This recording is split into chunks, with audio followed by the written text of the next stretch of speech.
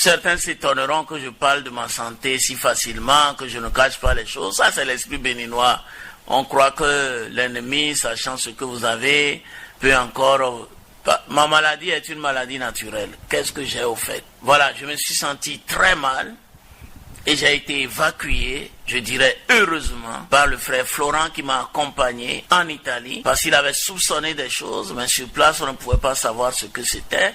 Je vous fais grâce de tous les détails, mais je suis arrivé en Italie le 10 juillet et bien, c'est le 19 juillet, pardonnez-moi, et c'est le 24 qu'après tant de recherches et tout, les médecins, avec le tact voulu, la préparation voulue, m'ont dit ceci: Monseigneur Vieira, c'est étonnant, mais vous avez un cancer des os au 3e degré. Voilà ce qu'ils m'ont dit. Et sur le champ, je vous assure que j'ai pris ça sportivement. Sur le champ, j'ai dit. Mais dans les heures qui ont suivi, j'ai éprouvé dans mon corps et dans mon esprit ce que c'est que de se trouver devant l'impasse.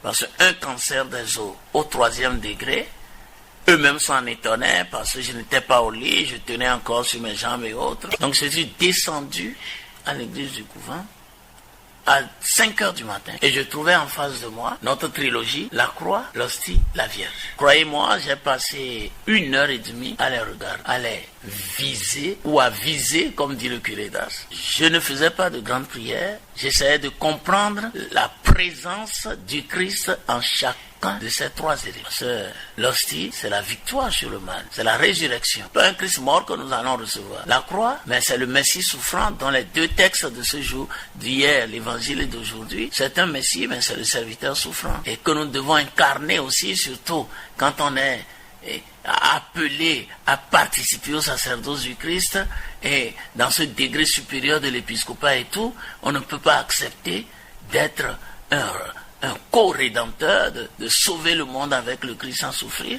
Et la Vierge, c'est la Vierge au pied de la croix, la Vierge fidèle, qui n'a pas démérité, qui a reçu le coup de lance, mais donc, vous voyez, tour à tour, je passais du tabernacle à la croix, de la croix à la Vierge, de la Vierge au tabernacle, de 5h à 6h30. Et à 6h30, j'ai senti comme une grande paix m'envahir, et j'ai souri. Et c'est tout mon être qui avait souri.